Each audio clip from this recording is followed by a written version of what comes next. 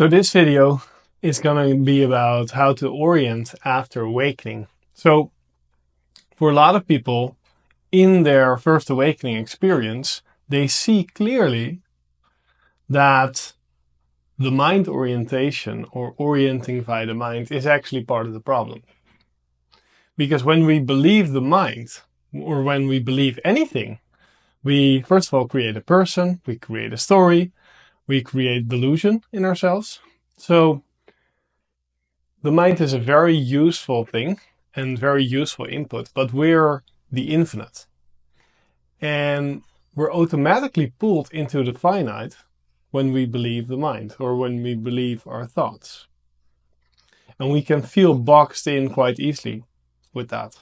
So with the first awakening experience, people often clearly see that they don't need to believe their thoughts, or they're not their thoughts, right? This pure mind identification or mind orientation tends to let go a bit. It's not gone, because you can identify in every moment again, but there's an option that you either believe the mind or not.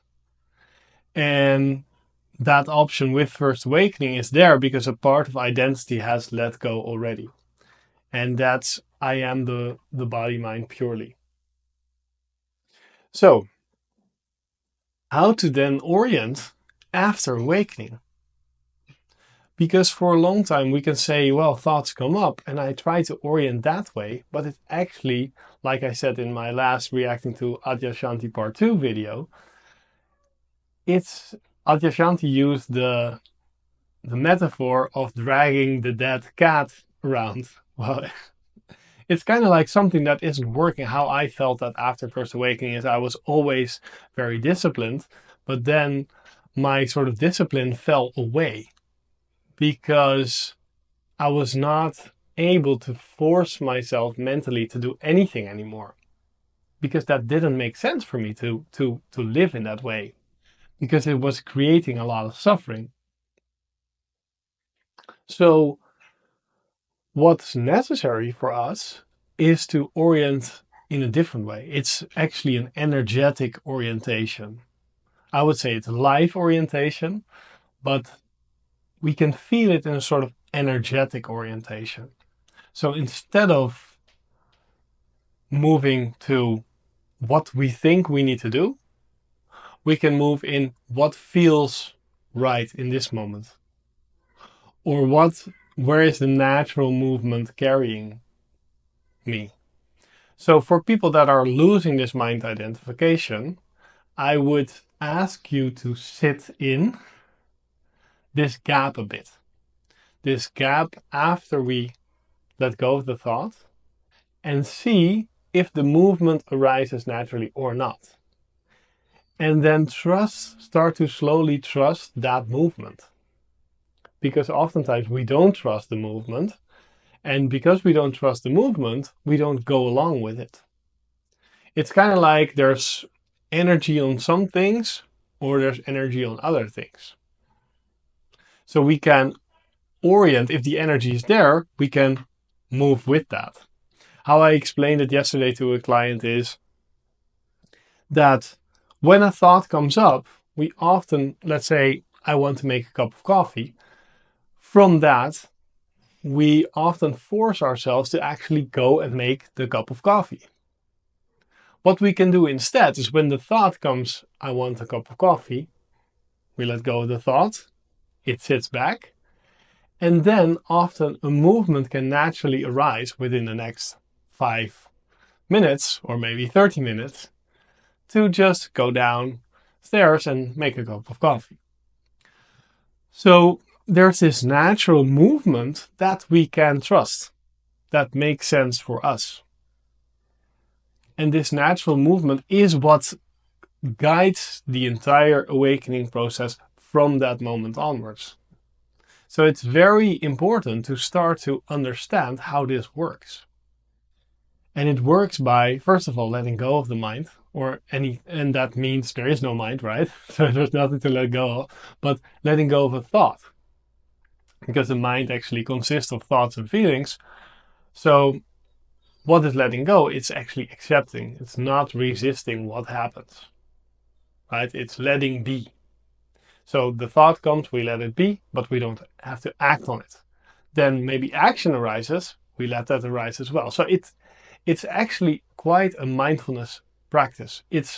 You could also say it in another way, it's an active meditation. We take the meditation that we do in our practice off the cushion. And that's very essential, because otherwise, how can we really become meditative in our lives if we don't take our meditation off the cushion? That doesn't make sense then anymore.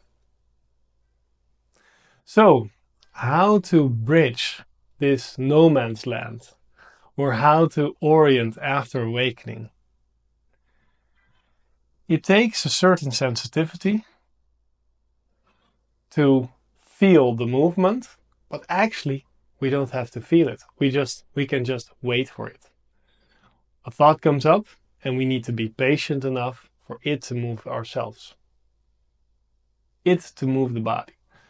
Let's say when we talk about drinking ginger tea, that's not the same, because that's just words. I'm not tasting it. I can say I'm drinking ginger tea, but nothing is happening.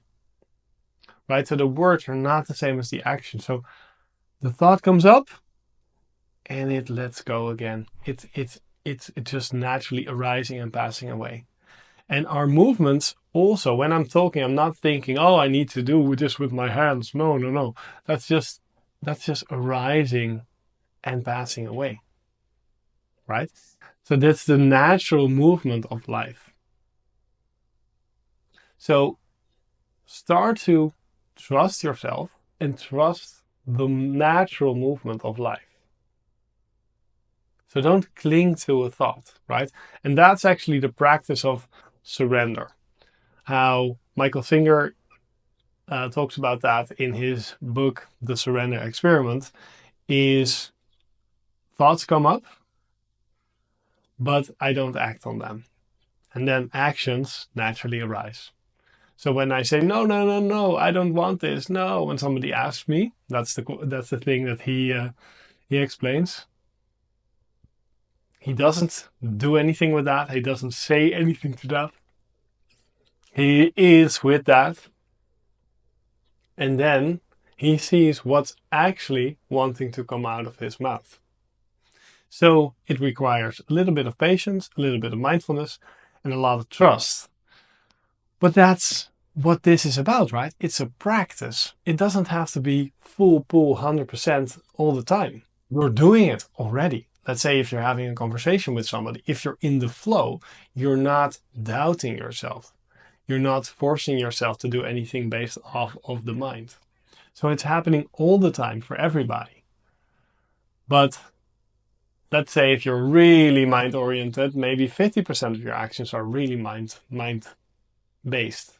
But a lot are not, because we have automatic movements, right? We don't have to think about everything. That's evolution, where we don't have to fine-tune every movement, because that would be way too intensive. 95% of everything is guided by our subconscious. And the subconscious is just programmed already, so it doesn't need the input.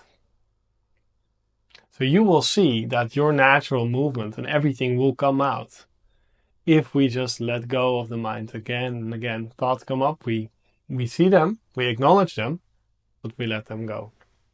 And you can try this first with, let's say, more unimportant things. Let's say in free time, when you don't have to do anything.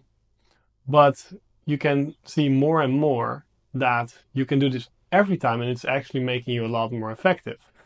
I've had this with, my family time, my work time, everything like that. I do plan, I do different things, right? But I allow it to go as it wants to go as well. So if I don't stick to the planning, I don't sweat it. It doesn't matter. I just honor what wants to arise and pass away. Much love to you. Keep honoring that which arises and passes away. That is life. You are infinite life, continuous life, ever present. Much love to you.